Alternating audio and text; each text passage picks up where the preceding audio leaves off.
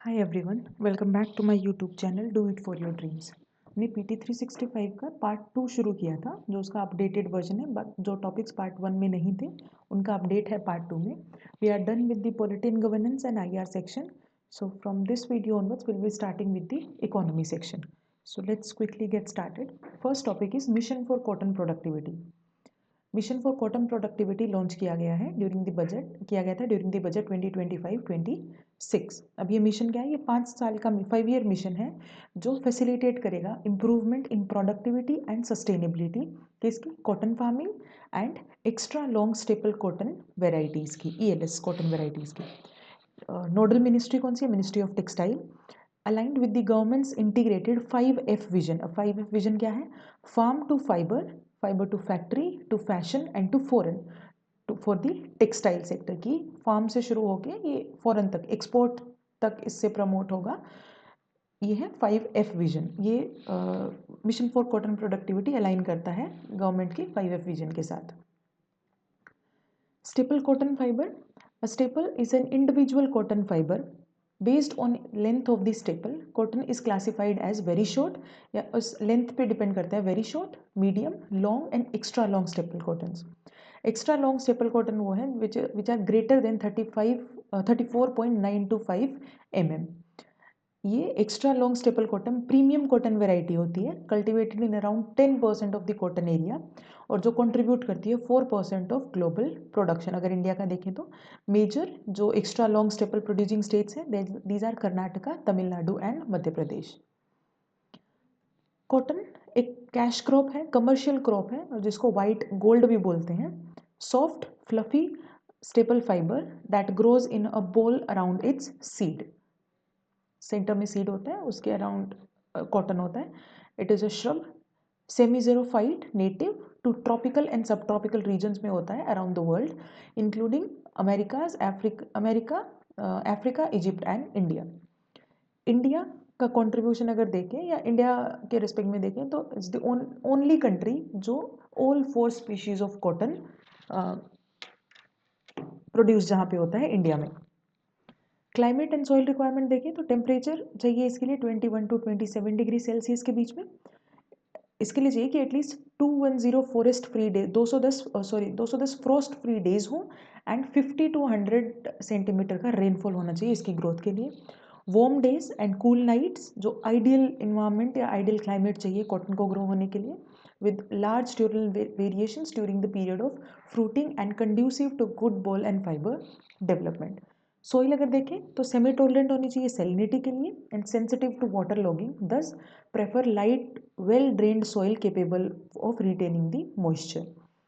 It is grown in well drained deep alluvial soils north India में, black clayey soils of varying depth in central region, and black and mixed black and red soil in south zone.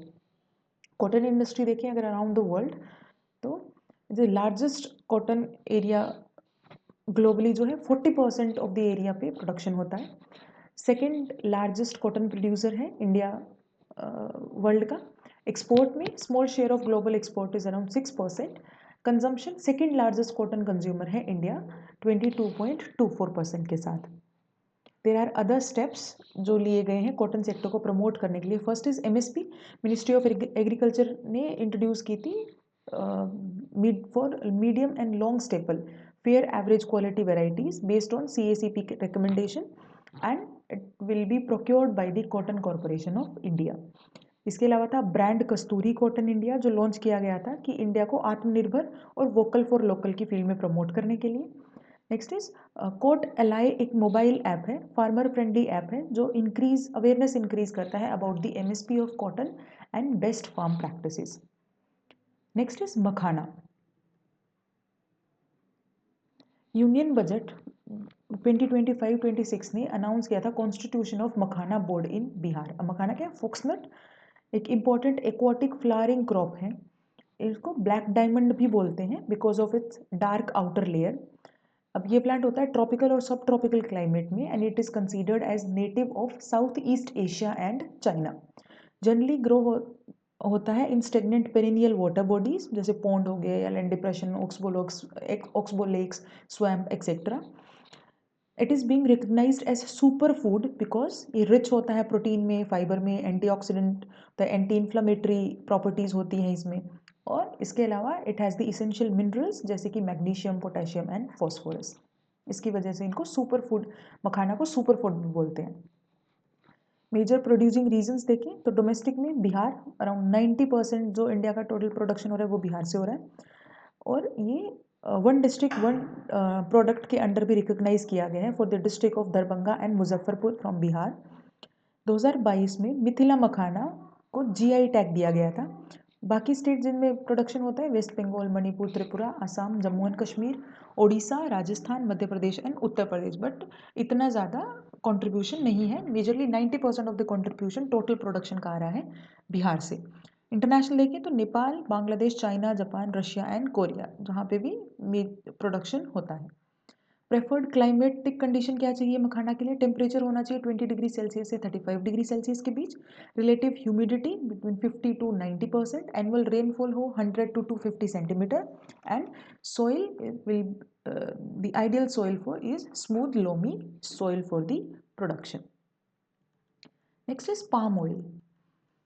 The palm oil shares of India's total edible oil imports fall below 30%. अब ये एक decade में पहली बार ऐसा हुआ है कि 30% तक डिक्रीज हुआ हो जिसका import.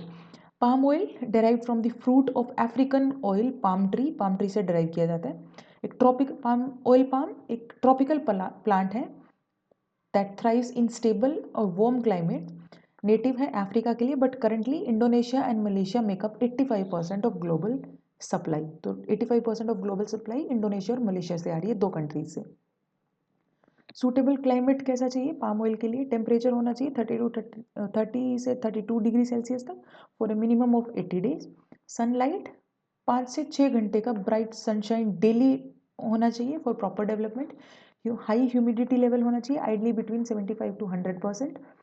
Evenly rainfall should be evenly distributed to 500 से 4000 mm तक। इंडिया में अगर देखें तो 98% ऑफ टोटल पॉपुलेशन प्रोडक्शन आता है आंध्र प्रदेश, तेलंगाना एंड केरला से।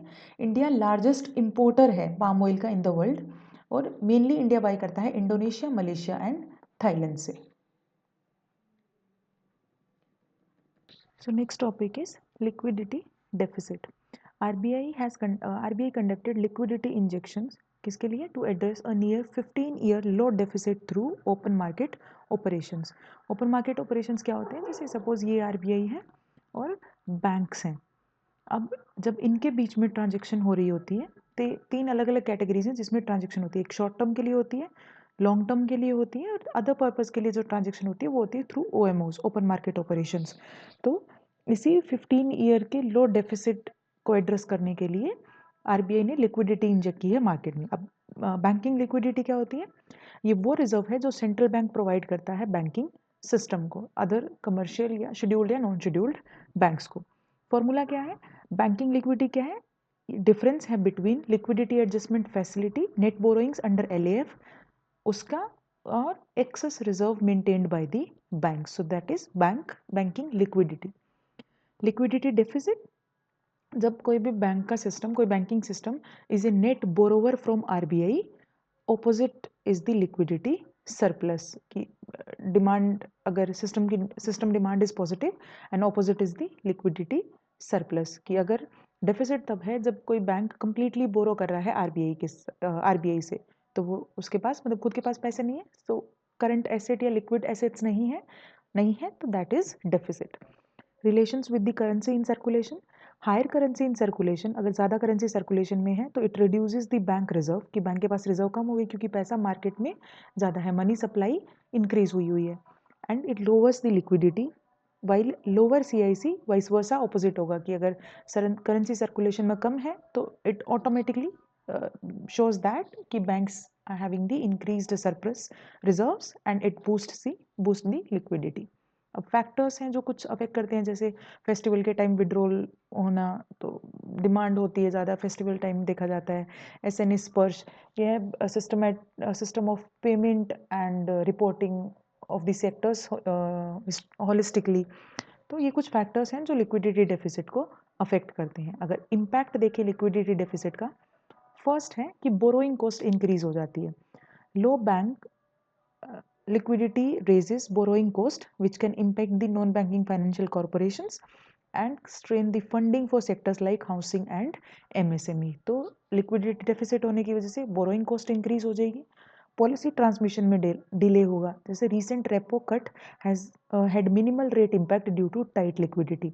अब लिक्विडिटी अगर टाइट होगी, एक्सेस में होगी, तो मिनिमल इम्पैक्ट देखने को मिलेगा। Next is credit crunch, lending tightens, slowing investments and consumption, and is market volatility, confidence हिल जाता है कस्टमर्स का या कस्टमर बेस कंज्यूमर्स का, एंड एसेट प्राइस पे भी इम्पैक्ट पड़ता है। These are the impacts of liquidity deficit.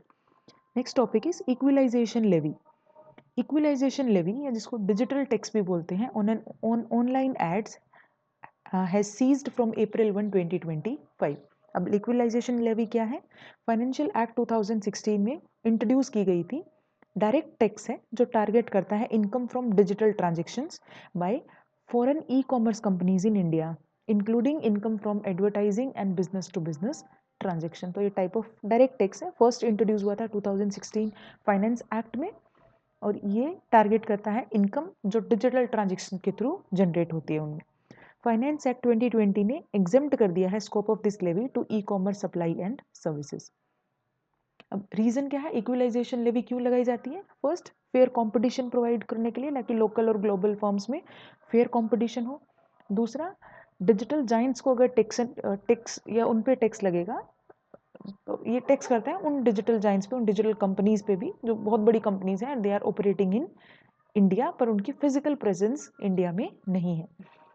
दूसरा, ये टैक्स अवॉइडेंस को भी प्रिवेंट करता है, एंड रेवेन्यू बूस्ट होता है specially post Covid digital growth, क्योंकि सारा उन मोस्टली कोविड के बाद हम डिजिटली एक्चुअल में डिजिटल अगर हुए हैं तो वो कोविड-19 वाले टाइम के बाद से, क्योंकि देन वी यूज टू, हमने अडॉप्ट कर लिया था टेक्नोलॉजी को, हम टेक्नोलॉजी फ्रेंडली एक्चुअल में कोविड वाले टाइम पीरियड से बनने शुरू हुए हैं। तो ये इकोनॉमी के रेवेन्यू को भी बूस्ट करता है। Next is priority sector lending. RBI ने इशू किए हैं new priority sector lending guidelines जो 1 अप्रैल 2025 से इफेक्ट में आए।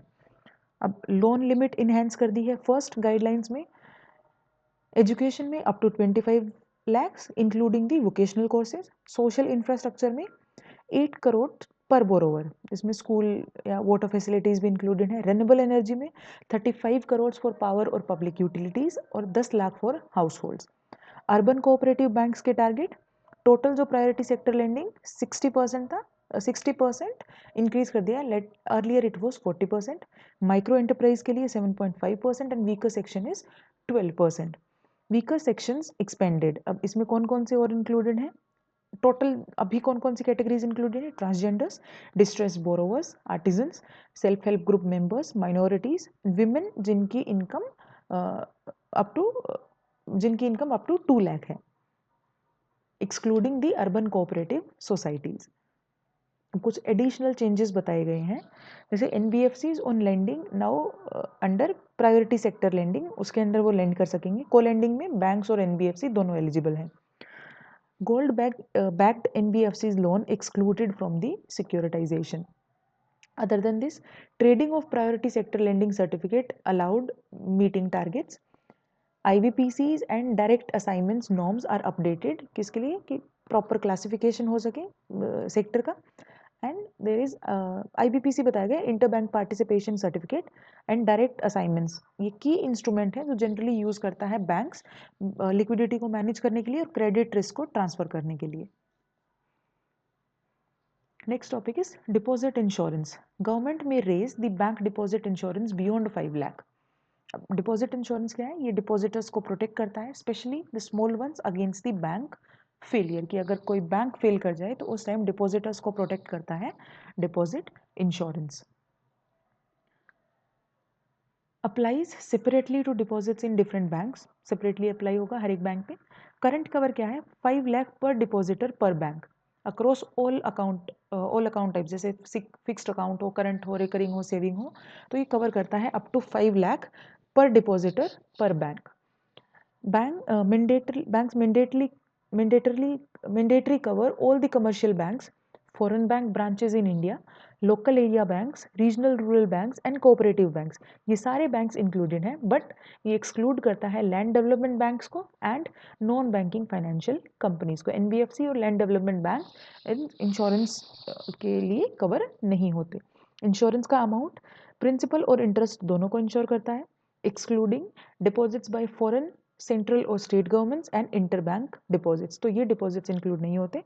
2021 में अमेंडमेंट हुई थी, उसके बाद से interim payments with in 90 days allowed जब आरबीआई रिस्ट्रिक्ट कर देता है बैंक के ऑपरेशंस. तो 90 डेज के अंदर इंटरिम पे आउट अलाउड है. Insurance premium is paid by bank collected by DICGE at flat और रिस्क बेस्ड रेट्स. तो इंश्योरेंस प्रीमियम बैंक पे करते हैं, जिसको कलेक्ट करता है deposit insurance and credit guarantee corporation. अब ये DICGE के बारे में बताया हुआ है. 1 जनवरी 1962 को इस्टेब्लिश हुआ था under the DICGE act 1961. India second country बना इन द वर्ल्ड जिसने ऐसा प्रोविजन अडॉप्ट किया कि वो कलेक्ट करेगा प्रीमियम डिपॉजिटर्स का. It is wholly owned subsidiary of RBI, completely RBI के जुरिस्डिक्शन में आता है और हेडक्वार्टर है मुंबई में. फर्स्ट कंट्री जिसने ऐसा प्रोविजन लाई थी वो थी US.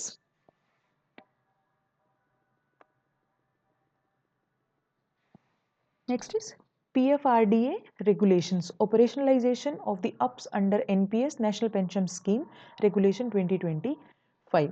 अब ये regulations provide करते हैं एक detailed framework for the implementation of UPS या UPS बोलते हैं.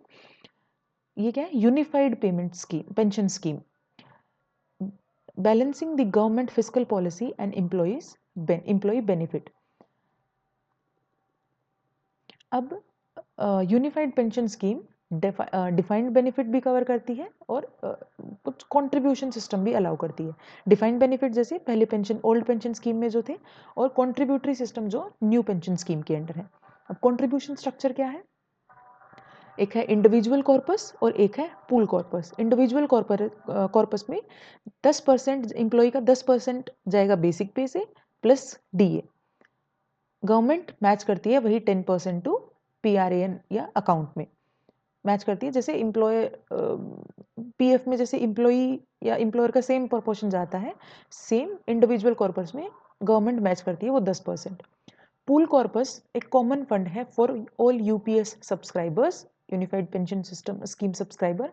एक्स्ट्रा 8.5% ऑफ बेसिक पे और DA जो जाता है गवर्नमेंट से. टोटल गवर्नमेंट का कंट्रीब्यूशन कितना हुआ? 10% ये और 8.5% ये. तो टोटल गवर्नमेंट कंट्रीब्यूट कर रही है 18.5%. अब पेंशन पे आउट कैसे होगा? Dependent on the market returns, primarily from the government debt investments. की हाइलाइट्स क्या है रेगुलेशन की? नोडल मिनिस्ट्री है ministry of finance. 3 categories of central government employees can opt in. Once opted for UPS the decision is final and irreversible. कि जिसने unified pension scheme के लिए opt कर लिया वो बाद में उससे बैकआउट नहीं कर सकता. और 3 कैटेगरीज में ऑप्ट इन होता है.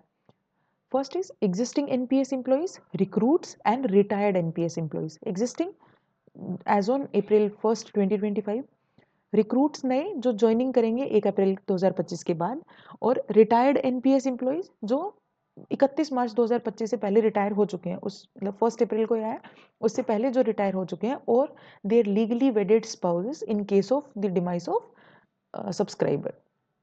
Service duration, eligibility for UPS benefits. First category है वो सुपर एनुएशन की, अवेलेबल है आफ्टर 10 ईयर्स ऑफ सर्विस, जो रिटायरमेंट डेट पे पेएबल होगा. दूसरा है वॉलेंट्री रिटायरमेंट, उसमें चाहिए 25 ईयर्स ऑफ सर्विस और पे आउट स्टार्ट होगा from the national superannuation date की, जब 60 में या 58 पे जब रिटायर हो जाए तो इसका पे आउट तब एप्लीकेबल होगा. कुछ एक्सक्लूजन्स हैं. No benefits for removed, dismissed और रिजाइंड एम्प्लॉइज. कि अगर किसी एम्प्लॉय को रिमूव कर दिया गया है, डिसमिस किया गया है या फिर रिजाइन किया है उसने, तो उसके लिए कोई बेनिफिट्स नहीं है. प्रोपोर्शनेट पे आउट क्या है? If service is 10 to 25 years, a reduced pension is provided. Investment and fund management, individual corpus और पूल कॉर्पस, इंडिविजुअल कॉर्पस में employee can choose the investment patterns and pension funds, और pool corpus में government manage करती है, तो it is approved, government approved pension fund और annually audit होगा। Next is PFRDA, pension fund regulatory and development authority, headquarter है दिल्ली में। Establish हुई थी through a resolution of government of India 2003 में। स्टैट्यूटरी बॉडी है अंडर PFRDA एक्ट 2013। ऑब्जेक्टिव क्या है? ओल्ड एज इनकम को प्रमोट करना, सिक्योरिटी इंश्योर करना by establishing, developing and regulating the pension fund, कि जिससे उनका इंटरेस्ट प्रोटेक्ट हो सके of the pension and related matters उससे रिजोल्व किए जा सके। काम करता है under ministry of finance. Composition क्या है? Chairperson plus not more than 6 member, 1+6 की बॉडी है, एक चेयरपर्सन, 6 से ज़्यादा, मैक्सिमम 6 मेंबर हो सकते हैं, जिसको सेंट्रल गवर्नमेंट अपॉइंट करती है। अब क्राइटेरिया क्या है कि एक्सपर्टीज होनी चाहिए in the field of economics, finance और लॉ, एटलीस्ट 1 फ्रॉम ईच, कि अगर 1 मैक्सिमम 6 है, अगर 1+3 भी है तो हर एक फील्ड से एक मेंबर एटलीस्ट होना चाहिए। फंक्शन क्या करती है? रजिस्टर और regulation of intermediaries in the NPS trust, point of presence, central record keeping agency, trustee bank, pension funds, तो रजिस्ट्रेशन और रेगुलेशन देखती है। और डिस्प्यूट्स का एजुडिकेशन करती है between the intermediaries and between intermediaries and subscriber.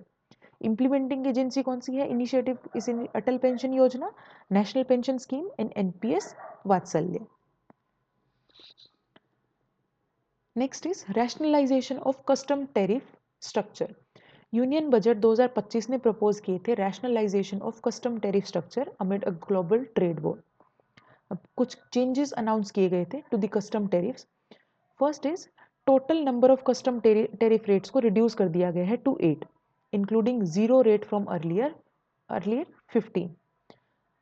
Propose किया है कि levy not more than 1 cess और सरचार्ज, एक सेस या सरचार्ज से ज़्यादा नहीं होगा levy. Therefore social welfare surcharge है उनको एग्जेम्प्ट कर दिया गया है, and from 85 tariff lines that are subject to a cess, की एक ही लगेगा, सेस लगेगा।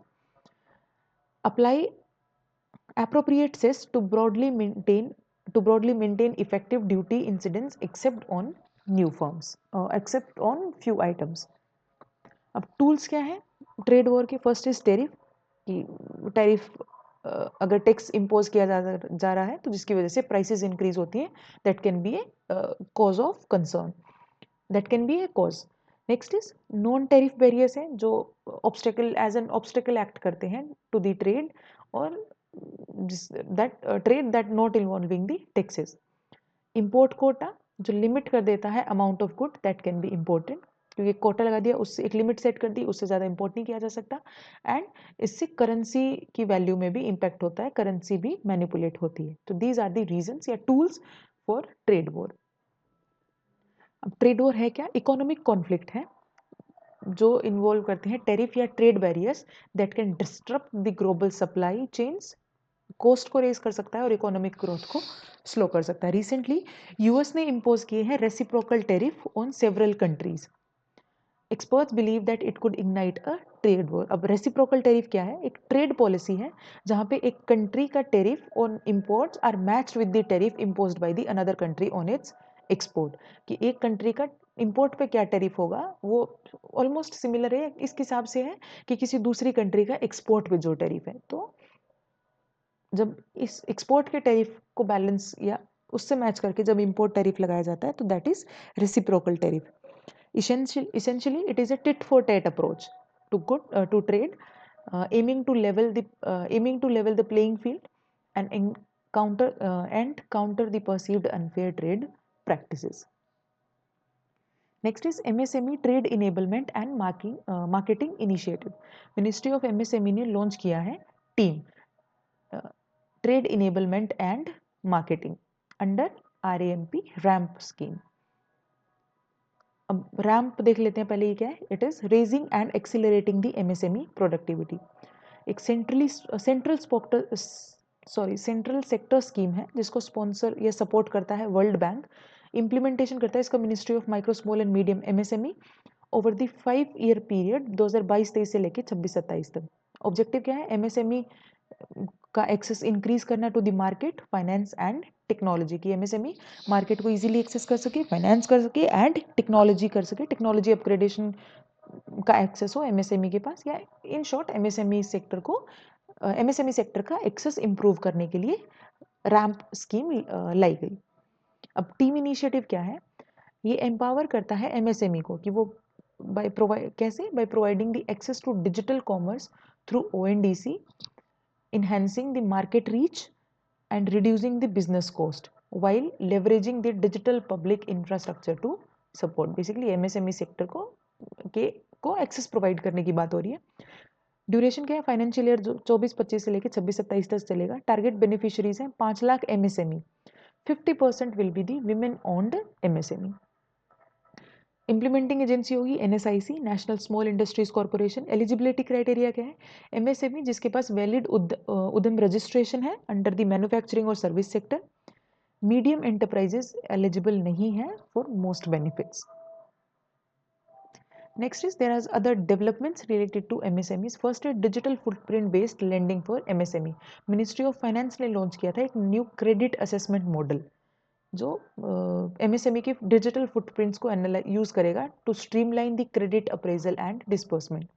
अब न्यू क्रेडिट असेसमेंट मॉडल क्या है?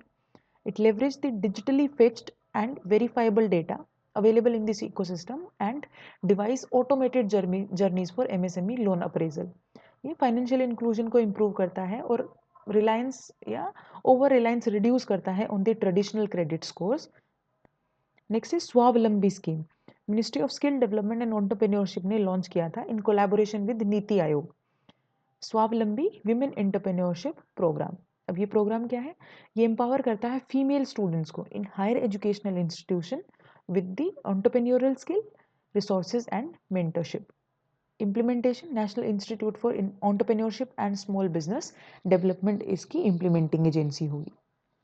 Next is DX edge. Recently DX edge जो क्या है? Digital excellence for growth and enterprise initiative launch किया है नीति आयोग ने। अब डीएक्स एज क्या है? It is spearheaded by confederation of Indian industry CII with support of NITI FTH, NITI frontier tech hub and all India council of technical education AICTE. ये empower करता है India के एमएसएमई सेक्टर को कि वो रेजिलियंट हो, कॉम्पिटिटिव हो एंड डिजिटली इनेबल्ड हो। Next is Swayatt initiative. On the Swayatt initiative किस पे है? On government e marketplace GeM ने कंप्लीट कर लिए हैं 6 इयर्स ऑफ ट्रांसफॉर्मेटिव इम्पैक्ट। ये एक ऑनलाइन प्लेटफॉर्म है जो end to end solution provide करता है for procurement of common use of goods and services by government buyers. अब स्वायत्त इनिशिएटिव 2019 में लॉन्च किया गया था। इट स्टैंड्स फॉर, अब स्वायत्त क्या है? Startups women and youth advantage through E transactions. ये एक्सप्लोर करता है पार्टिसिपेशन विमेन लेड एंटरप्राइजेस का and youth, women lead enterprises और यूथ का in public procurement. Next is AI for entrepreneurship micro learning module. Ministry of skill development and entrepreneurship ने launch किया है AI for entrepreneurship micro learning module. अब ये module क्या है? ये लॉन्च किया गया है in collaboration with NSDC and Intel India, national skill development corporation and Intel India. ये एआई कंसेप्ट्स को सिंप्लीफाई करेगा जिससे कि एंटरप्रेन्योरियल थिंकिंग को एनकरेज किया जा सके। टारगेट है टू 1 लाख यूथ को एम्पावर करना बाय 2025, जिनमें उनको इक्विप करें विद द स्किल्स कि वो टेक्नोलॉजी ड्रिवन इकोनॉमी में थ्राइव कर सके। Next topic is major and minor minerals. Ministry of mines ने रिक्लासिफाई किए हैं barytes, feldspar, mica, quartz from minor minerals to major minerals. तो इनको बैरेट्स और इन फेल्सपर, मीका और क्वार्ट्ज को माइनर मिनरल की कैटेगरी से शिफ्ट कर दिया गया है मेजर कैटेगरी में। रिक्लासिफिकेशन ये होता है on the recommendation of inter ministerial committee led by doctor VK. Saraswat. So quartz, feldspar and mica, they are found in pegmatite rocks जिनमें essential critical minerals होते हैं जैसे lithium, tin, titanium, tungsten etcetera. अब इनका significance क्या है? Industrial significance क्या है? They often occurs in concretions and vein fillings in the limestone and dolostone alongside ores of antimony, cobalt, copper, lead, manganese and silver. Extensive industrial applications है, oil और gas drilling में भी है, electronics में भी, TV screens, rubber, glass, ceramics, paint, radiation shielding या medical application. So basically हमें ये 4 पता होने चाहिए कि इनको शिफ्ट किया गया है, जो शिफ्ट हुए हैं माइनर से मेजर मिनरल की कैटेगरी में, और इनकी एप्लीकेशंस कहाँ कहाँ हैं। क्लासिफिकेशन होता है under the mines and minerals, MMDR development and regulation act 1957। इनके अंडर ब्रॉडली 2 कैटेगरीज हैं, एक है माइनर मिनरल्स और एक है मेजर मिनरल्स।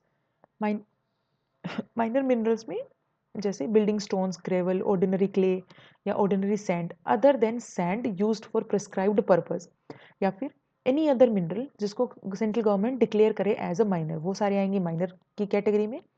और वो सारे मिनरल जो माइनर की कैटेगरी में नहीं है, they are the major minerals. अब लीगल या फ्रेमवर्क देखें गवर्नेंस का। What is legal framework for mineral regulation? MMDR act primary law governing body है for the mining sector except petroleum and natural gas. Petroleum और natural gas MMDR act के jurisdiction में नहीं आते।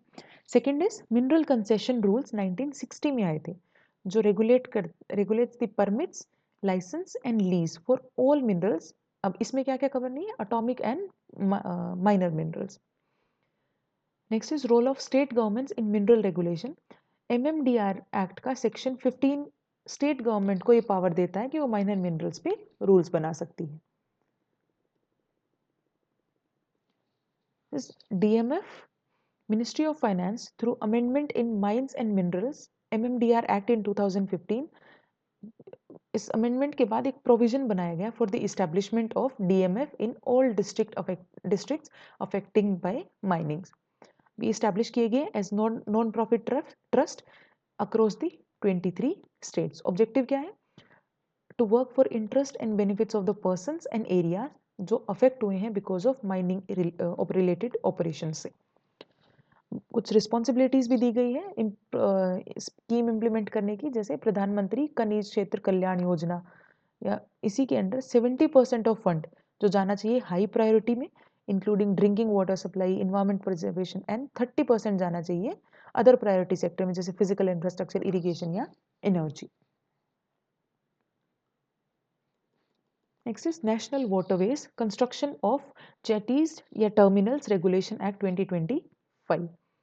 अब यही inland waterways authority of India IWAI ने issue किए हैं national waterways regulation 2025। Objective aim क्या है इसका, या की प्रोविजंस में अगर देखें तो किसके लिए रूल क्यों लाए गए हैं रूल्स? ताकि प्राइवेट इन्वेस्टमेंट अट्रैक्ट हो, स्ट्रीमलाइन हो सके प्रोसेस, और एफिशिएंट यूज हो सके इंडिया के वाटरवेज का। स्कोप क्या है? एंटिटीज विशिंग टू डेवलप और operate terminals on national highway, उनके पास एक नो ऑब्जेक्शन सर्टिफिकेट होना चाहिए inland waterways authority of India से। अब यही waterway authority of India develop करेगी एक portal to enhance the efficiency and transparency of ease of doing business. Terminal developers, जो टर्मिनल के डेवलपर होंगे, will be responsible for technical design and construction. Status क्या है इनलैंड वाटरवेज का? Navigable waterways 14,500 kilometres of reverse, canals and backwaters, these are the navigable waterways. Trade comparison अगर देखें तो India में ओनली 3.5% ऑफ ट्रेड जो waterway से move करता है। चाइना का करता है 47% ऑफ ट्रेड, चाइना का वाटरवे से जा रहा है। यूरोप में 40% and Bangladesh is at 35%। As compare to these countries, India का ट्रेड सिर्फ 3.5% है जो मूव करता है थ्रू वाटरवेज। कुछ इनिशिएटिव्स लिए गए हैं। IW inland waterway authority of India 1986 में इस्टेब्लिश की गई थी डेवलप और रेगुलेट करने के लिए नेशनल वाटरवेज को। जल मार्ग विकास प्रोजेक्ट आया 2014 में जो फोकस करता है on improving the 1390 kilometre stretch of national waterway 1 जो वाराणसी टू हाल्दिया है with World Bank support. Next is national waterways act आया 2016 में जिसने 111 वाटरवेज को डिक्लेयर किया as national waterways. Tonnage tax scheme expanded in budget 2025 to 26 for inland vessels under the Indian Vessel Act 2021 and Jalvahak scheme 2024 में आई थी। ये promote करता है कॉस्ट इफेक्टिव, सेफ और timely cargo delivery through inland waterways. अब ये नेशनल वाटरवेज बता रखे हैं। फर्स्ट जैसे नेशनल वाटरवे 1 जो गंगा पे है, Haldia to Allahabad. So these are the location of various national waterways. Next topic is urban challenge fund. Last year budget में अनाउंस किया गया creation of urban challenge fund. Urban challenge fund of ₹1 lakh crore बनाया गया है. किसके लिए? To encourage the states to think innovatively towards attaining the sustainable urbanization and redevelopment goals for existing cities. Fund is to implement the proposal. कौन से proposal? For the cities as growth hubs, creative redevelopment of cities and water and sanitation. So primarily ये 3 focused areas हैं. Financing mechanism क्या होगा? Up to 25% of cost of bankable projects with a stipulation that at least 50% of the cost is funded from bonds, bank loans या public private partnership. Urbanization in India. Census 2011 की census के हिसाब से urban unit in India is referred to as सारी administrative units जो define की गई हैं by a statute as urban like municipal corporation, municipality, cantonment board या notified town area committee, town panchayat या नगर पालिका एक्सेट्रा जो डिफाइन किए गए हैं are known as the statutory town. इसके अलावा further statutory town with the population of 1 lakh और above, 1 lakh से ज़्यादा जिनकी पॉपुलेशन है, that are considered as cities. All other places which satisfied the following criterias. कौन कौन से? मिनिमम पॉपुलेशन 5,000 लोग होने चाहिए. अर्बन यूनिट में क्या है? 5,000 से ज़्यादा लोग होने चाहिए. 75% या above of the main working population engaged होनी चाहिए नॉन एग्रीकल्चरल एक्टिविटीज़ में. और density of population is at least 400 persons पर स्क्वायर किलोमीटर. तो अगर ये 3 क्राइटेरियाज फुलफिल हो रहे हैं तो वो अर्बन सिटी या अर्बन यूनिट की डेफिनेशन में आएगा. अर्बन पॉपुलेशन इंक्रीज हुई है फ्रॉम 27% जो थी 2001 में टू 31.1% 2011 में at the rate of 2.76% per year. तो अर्बन पॉपुलेशन इंक्रीज हुई है. अर्बन प्लानिंग एक स्टेट सब्जेक्ट है as per the 12th schedule of constitution. I guess it should be 7th schedule of the constitution. Now there are some initiatives जो announce किए गए हैं budget 2025-26 में announce किए गए थे. Building rural prosperity and resilience programme launched in partnership with states जो address करेगा अंडर एम्प्लॉयमेंट इन एग्रीकल्चर. अब की एरियाज क्या है? Skilling, investment and technology. किसमें? रूरल इकोनॉमी में. टारगेट बेनिफिशियरीज कौन कौन से होंगे? अब रूरल एरिया आ गया तो rural women, young farmers, marginal and small farmers and landless families. Next is Grameen credit score framework. Public sector bank create करेगा फ्रेमवर्क जो सर्व करेगा rural and self help group credit needs को as a current generic credit scoring by CIC overlooks the by CIC's overlook rural specific factors. Next is mission for Aatmanirbharta in pulses. 6 साल के लिए mission launch किया गया था with special focus on तुअर, उड़द and मसूर. की प्रायोरिटीज क्या है? Climate resilience, seed development, higher protein content हो इन द पल्सेस और पोस्ट हार्वेस्ट स्टोरेज और मैनेजमेंट हो को इम्प्रूव किया जाए, सप्लाई चेन को इन्हेंस किया जा सके. नाफेड और NCCF सेंट्रल एजेंसीज होंगी. प्रोक्योरमेंट होगा इन 3 for the procurement of these 3 pulses as much as offered during next 4 years from the registered farmers. There are other key developments. First is ENAM, National Agriculture Market Platform, with the addition of 10 new commodities, chickpea flour, dried tulsi leaf, dragon fruit etc. ये 10 नई commodities include की गई हैं on the ENAM platform और total हो गई है 231. ENAM एक pan India electronic trading portal है, एक प्लेटफॉर्म है जहाँ पे APMCs mandis creating a unified national market for agriculture commodities 2016 में लॉन्च की गई थी. Implementing agency small farmers agri business consortium SFAC under the ministry of agriculture and farmers welfare. It is not a parallel marketing platform but ये leverage करता है physical infrastructure को of existing agriculture APMCs. अब APMC govern होती है under the state APMC act जो enact की गई थी under agriculture produce market regulation act 1963 और ये वेरी करती है state to state. Next is tobacco. India's tobacco export have doubled over the last 4 years. पिछले साल 4 साल में टोबैको का एक्सपोर्ट डबल हो गया. इंडिया का स्टेटस देखिए टोबैको में, तो सेकंड लार्जेस्ट प्रोड्यूसर है इंडिया आफ्टर चाइना और सेकंड लार्जेस्ट एक्सपोर्टर है आफ्टर ब्राज़ील। मेजर स्टेट्स कौन से हैं जो प्रोडक्शन करते हैं? Gujarat 45% total cultivable area use होता है टोबैको प्रोडक्शन के लिए, 30% टोटल प्रोडक्शन का 30% कंट्रीब्यूट करता है Gujarat, followed by Andhra Pradesh, Karnataka, UP and Bihar. अब कंडीशंस देखें किन रीजन्स में ग्रोथ है जहाँ पे टेम्परेचर हो 20 to 27 degree mandatory, rainfall for at least 500 mm of well distributed rainfall during the crop growing season, soil होनी चाहिए सैंडी और Sandy loam soil. Cigarette tobacco growing areas of Andhra Pradesh are an exception that as the crop is grown on heavy black soil. So Andhra Pradesh एक अकेला exception है जहाँ पे black soil में tobacco produce किया जाता है। Next is gum arabic. Smuggling of gum arabic from war-torn Sudan is impacting the global supply chain. Sudan produce करता है world total around 80% of world's gum Arab. अब ये क्या एक ड्राइड वाटर सोल्यूबल एक्सुडेट है which is obtained from acacia trees. अब ये tree grow होते हैं या अफ्रीका के साहेल रीजन में जिस रीजन को गम बेल्ट भी बोला जाता है and are well known landmarks in veld and savanna. अब पहले इसकी यूजेस देख लेते हैं। एज एन इमल्सिफायर यूज होता है, एज ए स्टेबलाइजर यूज होता है, एज ए थिकनर यूज होता है in the food industry, cosmetics में भी यूज होता है, पेंटिंग्स, सॉफ्ट ड्रिंक्स में भी और फार्मास्यूटिकल्स में भी। It is an ideal functionary dietary fibre ingredient in food. Next is new harmonised system codes for GI tagged rice. Amendment हुई है कस्टम टेरिफ एक्ट 1975 में जिसने इंट्रोड्यूस किया to provide an H S harmonised system code for GI recognised rice varieties. अब H S harmonised system क्या है? एक global product classification system है जिसको डेवलप किया है वर्ल्ड कस्टम ऑर्गेनाइजेशन ने। क्लासिफिकेशन स्ट्रक्चर क्या है? ये 6 डिजिट का कोड स्पेसिफाई या असाइन करता है, 6 डिजिट का specific code for varying classification and commodities. Country are allowed to add longer codes to the first 6 digit to further classification. Countries के पास ये पावर है कि वो या ये परमिशन है कि वो 6 डिजिट से ज़्यादा का या से बड़ा भी कोड बना सकते हैं।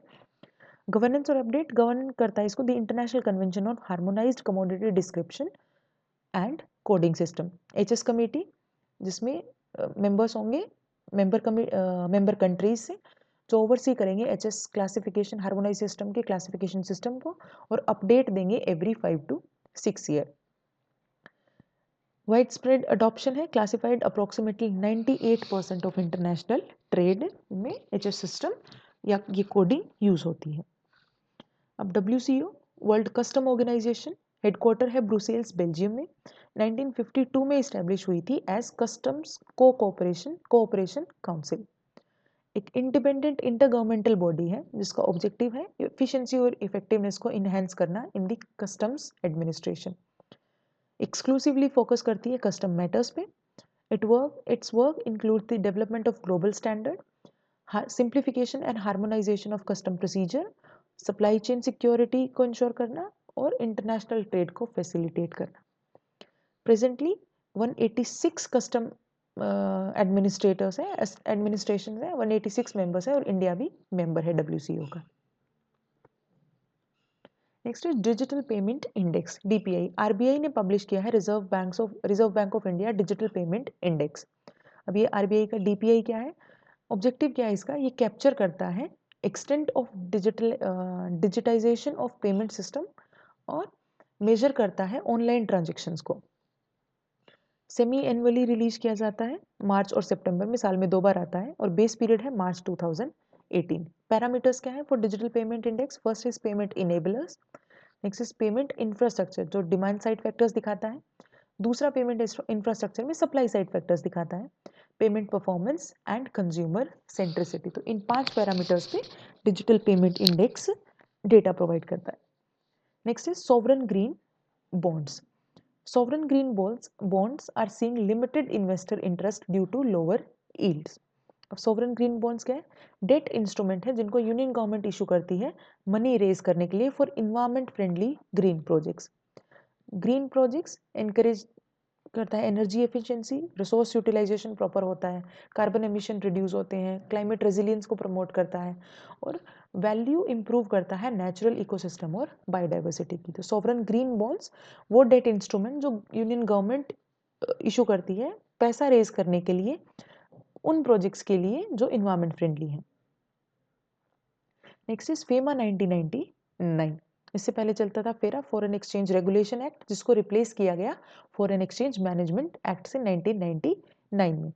RBI ask state run banks to penalise firms कि उन फर्म्स पे पेनल्टी लगे जो फेमा को वोलेशन कर रहे हो by taking guarantees from foreign banks. FEMA क्या है? फेरा को रिप्लेस किया था 1973 में, फेरा आया था 1999 में, रिप्लेस किया गया इसको। ऑब्जेक्टिव क्या है? एक्सटर्नल ट्रेड्स और पेमेंट्स को फैसिलिटेट करना and promotes the orderly forex market development. ये अक्रॉस इंडिया अप्लाई होता है and to Indian entities which are abroad also. Directorate of enforcement investigate the violations under the act. Next is stagflation. Recent news reports indicates a return of stagflation in US market. अब stagflation क्या है? Economic condition है जहाँ पे growth भी down हो रही हो और अनएम्प्लॉयमेंट इंक्रीज हो रहा हो, जहाँ पे स्टैग्नेशन आ गई हो और इन्फ्लेशन, जैसे हम एज ए मिक्स पढ़ते हैं, स्टैग्नेशन हो और इन्फ्लेशन भी इंक्रीज हो रहा हो, तो वो है स्टैगफ्लेशन। जहाँ अब डीप में अगर देखें तो एक कुछ फैक्टर्स को कंबाइन करता है, जहाँ पे इकोनॉमिक ग्रोथ डाउन हो, अनएम्प्लॉयमेंट इंक्रीज हो रहा हो और इन्फ्लेशन भी इंक्रीज हो रहे हैं, तो that is stagflation. Often triggered by supply side shock, जैसे सडन ऑयल प्राइसेस इंक्रीज हो गए तो मार्केट अफेक्ट हुई, that raises the production cost, increase हो गया और जिसकी वजह से इन्फ्लेशन इंक्रीज होता है और इकोनॉमिक एक्टिविटी रिड्यूस हो जाती है। Next is algorithmic trading. SEBI has proposed new rules to retail algorithmic trading framework. अब ये एल्गोरिथमिक ट्रेडिंग क्या है? ये ऑटोमेट करती है परचेज और सेल ऑर्डर्स, बाय और सेल ऑर्डर्स को based on the present conditions of precise execution. Previously only institutional investors used it via direct market access. अब हाइलाइट्स क्या है इस रेगुलेटरी फ्रेमवर्क के? कैटेगराइज कर दिया है एल्गोरिदम्स को व्हाइट बॉक्स और ब्लैक बॉक्स में। व्हाइट बॉक्स में that are disclosed and replicable और ब्लैक बॉक्स में that are unknown to the user and which are not replicable. Trading limits for retail traders, कि रिटेल ट्रेडर्स के लिए compulsory है कि वो फॉलो करें एक्सचेंज सेट लिमिट्स को, जो अभी तक डिसाइड नहीं हुई है फिलहाल। Next is registration of algo providers. Algo providers are not regulated by SEBI but must register with the exchange and partner with a broker to sell the algos. Next topic is reinsurance. ValueAtix Re has become the first private firm जिसने IRDAI का consent मिल गया है to commence the reassurance business in India. Currently, public sector General Insurance Corporation only री insurance company है जो India में operate कर रही है। री इंश्योरेंस क्या है? एक रिस्क मैनेजमेंट प्रैक्टिस है जहाँ पे इंश्योरेंस कंपनीज ट्रांसफर कर देती है portion of their risk to the another insurance company, जिसको री इंश्योरर बोलते हैं। कि रिस्क का पोर्शन अगर एक इंश्योरेंस कंपनी ट्रांसफर कर दे रही है दूसरी इंश्योरेंस कंपनी को, तो उसको बोलते हैं reinsurance, to protect themselves from large financial losses, ताकि एक लाइबिलिटी किसी एक कंपनी पे ना आए या कोई एक कंपनी फाइनेंशियल लॉस सारा ले, उससे अच्छा वो लॉस डिवाइड हो जाए, वो रिस्क डिवाइड हो जाए। FDI limit hiked in the insurance sector. Finance minister ने प्रपोज किया था कि एफडीआई लिमिट इंक्रीज करेंगे इन द इंश्योरेंस सेक्टर। कितनी? From 74% to 100% for the companies जो इन्वेस्ट कर रही है in the entire premium in India. Next topic is gold prices surge to all time high. 24 gold carat का price पहुंच गया था 1 lakh per 10 grams for the first time in India. अब पहले गोल्ड रिजर्व देख लेते हैं। इंडिया में देखें तो गोल्ड और में Bihar 43%, followed by Rajasthan and Karnataka. और मेटल कंटेंट में देखें तो Karnataka followed by Rajasthan, Andhra Pradesh and Bihar. World में मेजर होल्डर्स कौन है गोल्ड रिजर्व्स के? United states followed by Germany and Italy, और मेजर एक्सपोर्टर्स हैं Germany followed by EU and Switzerland. अब की फैक्टर्स क्या आते हैं जिसकी वजह से प्राइस में सर्ज हुआ? First is geopolitical tensions, global conflict या इकोनॉमिक अनसर्टेनिटीज की वजह से। Next is US federal rate cuts, with falling interest rate decrease होने के साथ साथ अपील ऑफ गोल्ड इंक्रीजेस। अब इंटरेस्ट रेट कम हुई, गोल्ड की डिमांड इंक्रीज हुई। As a non yielding asset gold become more attractive when the opportunity cost of hiding cash और bonds drops. Next is weakening of US dollar, decline देखा गया dollar की value में, जिसकी वजह से गोल्ड बाय करना वॉज कंपैरेटिवली ईजियर, और सबसे ज़्यादा रिजर्व यूएस के पास है जिसकी वजह से प्राइस में सर्ज हुआ। And central bank accumulation, specially in Asia central banks are aggressively purchasing the gold to reduce the dependency on US dollar and diversify their reserves.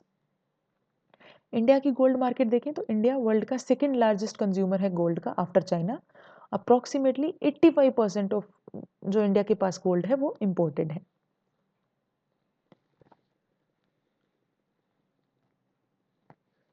Next is enhanced certificate of origin eco 2.0 system. Directorate general of foreign trade ने launch किया है enhanced certificate of origin 2.0। अब certificate of origin एक document है जो use किया जाता है फॉर इंटरनेशनल ट्रेड, जो ये सर्टिफाई करता है कि जो गुड्स एक्सपोर्ट हो रही हैं that are originated in a specific country. अब नए रूल के हिसाब से an importer will now be required to submit, importer जो है उसको प्रूफ देना होगा, proof of origin against the certificate of origin to preferential rate of duty in terms of trade agreement. कि इम्पोर्टर को प्रूफ देना होगा, सबमिट करना होगा proof of origin as against the certificate of origin. Next topic is initiatives to modernize the India's maritime infrastructure. Ministry of port shipping and waterways ने launch किए हैं कुछ सीरीज ऑफ इनिशिएटिव की जो मॉडर्नाइज करेगा India का maritime infrastructure. First is sorry first is one nation one port process ONOP, जो standardise कर देगा सारे मेजर पोर्ट्स के ऑपरेशंस को।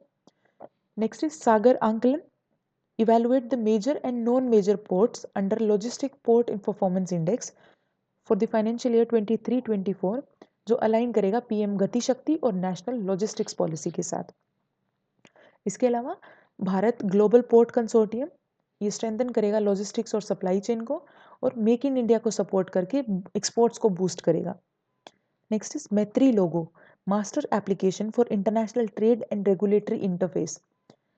It will streamline the trade, bureaucracy का इफेक्ट रिड्यूस होगा, एक्सपीडिएट करेगा, क्लियरेंसेस को फास्ट करेगा, ईज ऑफ डूइंग को सपोर्ट करेगा, and additionally it aids the virtual trade corridor between India and UAE and aligns with the India Middle East Europe Economic Corridor.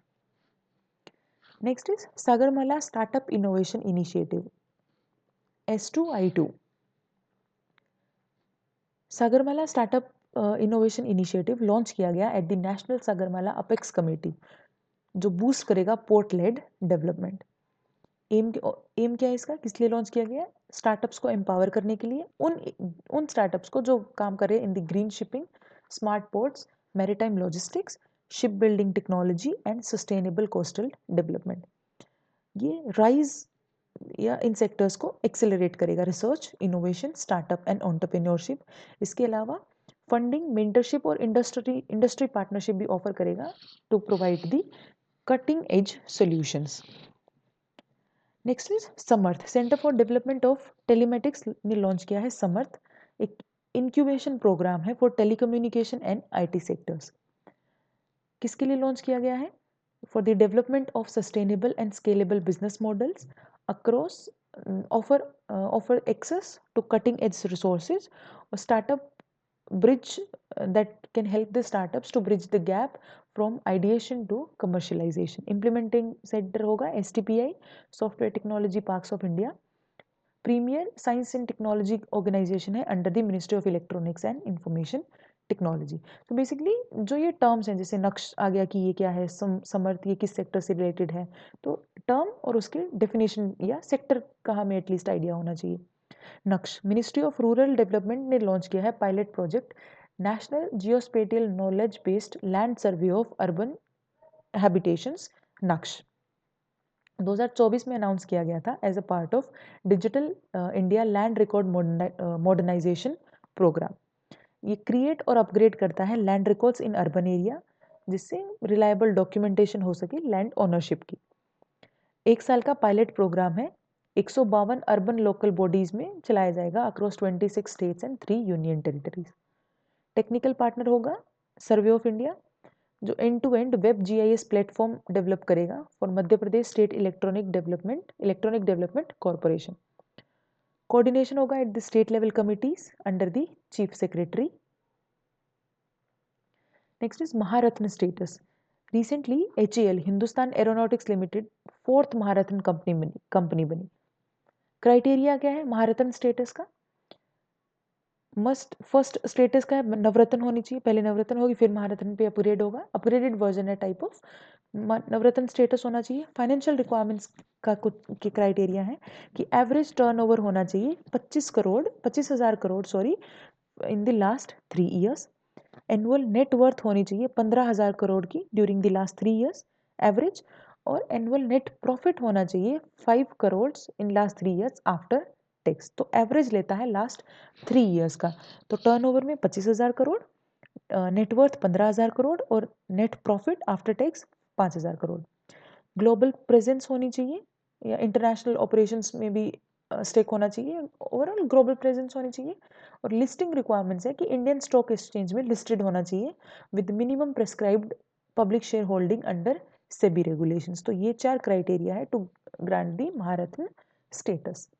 Next is GCC global capability centre. Madhya Pradesh first state बना है that to bring a dedicated global capability centre policy. अब ये policy क्या है? It is designed to leverage the global talent pool and technological advancement, जिससे organisational capabilities enhance की जा सके और बिजनेसेस को ट्रांसफॉर्म किया जा सके। Next is biotechnology industry research assistance council BIRAC।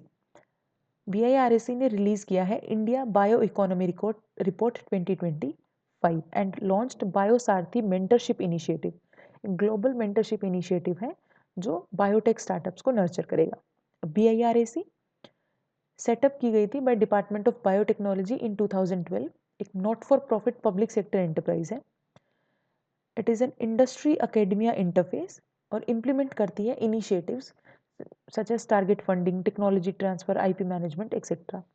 Major initiatives है Bio NEST scheme, biotechnology ignition grant, seed fund हो गया, लीप फंड हो गया, जन care etcetera. Next potash. GSI geological survey of India ने आइडेंटिफाई किए हैं पोटैश रिजर्व्स इन Rajasthan. Potash क्या होता है? इम्प्योर कॉम्बिनेशन होता है potassium carbonate and potassium salt का, इनका कॉम्बिनेशन को बोलते हैं पोटैश। प्रिंसिपल और क्या है? स्लाइविनाइट। यूज़ क्या होता है? एग्रीकल्चर में यूज़ होता है। ओवर 90% ऑफ पोटैश को यूज़ किया जाता है as a fertiliser and this 90% uses makes it one of the 3 primary nutrient in the agriculture. जैसे हम एक साथ पढ़ते हैं NPK, nitrogen and phosphorus, collectively known as NPK, nitrogen, phosphorus and potash. The ideal nutrient ratio for optimal growth is 4:2:1. ये NPK का 4:2, nitrogen होना चाहिए 4, अगर रेशो में देखें तो potash is 2 and phosphorus is 1। इसके साथ साथ ये वाटर को प्यूरिफाई करता है, जो हार्डनेस को रिमूव करता है वाटर की, and it has the antibacterial properties. Glass ceramics में यूज होता है, सोप एंड डिटर्जेंट्स में यूज होता है और एक्सप्लोजिव में भी यूज होता है। कुछ कॉमन टाइप्स हैं पोटैश फर्टिलाइजर्स के।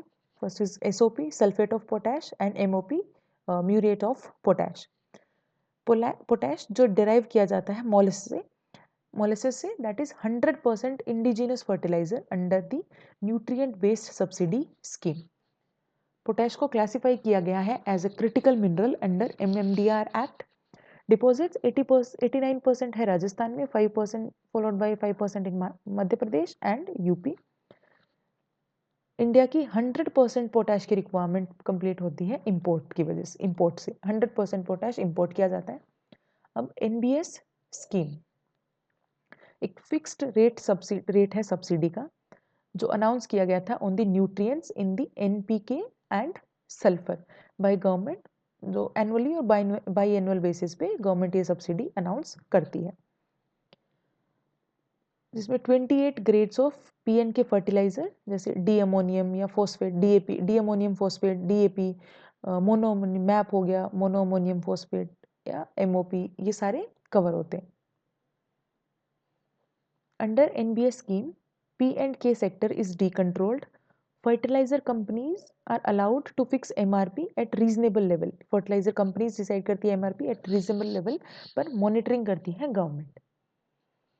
Potassium, the role of potassium in crop production. अब सबसे पहले ये रेजिस्टेंस इंक्रीज करता है to the disease and low temperature.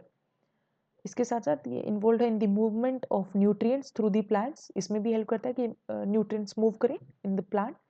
It is known as the quality nutrient, ये हेल्दी रूट सिस्टम को प्रमोट करता है, शुगर और स्टार्च फॉर्मेशन के लिए इसेंशियल है, और प्लांट के विगर को इंक्रीज करता है।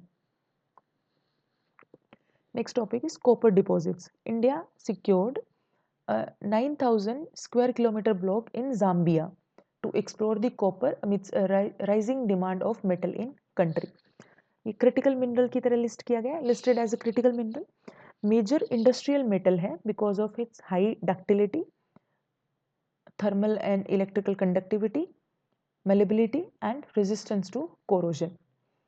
डिस्ट्रीब्यूशन देखिए अगर कॉपर का, टॉप 3 स्टेट्स जो है जहाँ पे रिजर्व्स है, Rajasthan followed by Madhya Pradesh and Jharkhand. Major mines India में बिहार में है, राजस्थान में है और एमपी में है। टॉप 3 कंट्रीज जो प्रोड्यूस करती हैं copper, Chile, democratic republic of Congo DRC and Peru. Next is LPG, liquefied natural gas. India's LPG imports from US increase हुए हैं by more than 70% during first 11 months of 2024। अब LPG क्या है? Create होती है by transforming the natural gas into the liquid state and by cooling it at -162 degree Celsius. Since it is composed primarily of methane, 90% of LPG is methane. ये odourless है, colourless है और non toxic है, कोई smell नहीं होती, colourless होती है और नॉन टॉक्सिक और नॉन कोरोसिव होती है। LNG, liquefied natural gas, produces 40% less CO2 than the coal and 30% less than the oil, जिसकी वजह से ये cleanest of the fossil fuel मानी जाती है। India 4th largest LNG liquefied natural gas का importer है ग्लोबली, और गवर्नमेंट टारगेट करती है to raise the natural gas share in the energy mix to 15%, जो अचीव करना है by 2030। Next topic is e Shram microsites and occupational shortage index, OSI। Union ministry of labour and employment ने launch किया है state and union territories microsites under e Shram initiative and occupational shortage index. अब e Shram microsites क्या है? ये state specific digital platforms हैं that are integrated with national e Shram database. और OSI occupational storage index purpose क्या है इसका? ये आइडेंटिफाई करता है वर्कफोर्स के डिमांड और सप्लाई गैप्स के, ILO की इंटरनेशनल लेबर ऑर्गेनाइजेशन की मेथोडोलॉजी और यूज करता है, और पीरियोडिक लेबर फोर्स सर्वे से डेटा उठाता है। की फंक्शंस क्या है? ये जॉब शॉर्टेजेस को ट्रैक करता है in the high demand sectors, workforce planning को सपोर्ट करता है और स्किल डेवलपमेंट को प्रमोट करता है।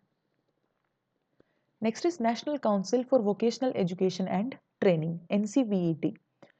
It has been officially recognized in the National Institute of Social Science, Social Defense as an awarding body। अब NISD, national institute of social defence क्या है? एक ऑटोनोमस बॉडी है under the union ministry of social justice and empowerment and is the nodal training and research institute of social defence. National council for vocational education and training 2018 में establish की गई थी, एक regulatory body है for the technical and vocational education and training sector. It was formed by subsuming the function of erstwhile, पहले NSDA थी, national skill development agency, and NCVT, national council for vocational training. तो इन दोनों को मर्ज करके NCVT बनाई गई। आती है under ministry of skill development and entrepreneurship के। अब की फंक्शंस क्या है? सबसे पहले स्टैंडर्ड सेट करती है एंड कॉम्प्रिहेंसिव रेगुलेशंस फॉर्मुलेट करती है for the vocational education and training and skilling ecosystem for improving quality and outcomes.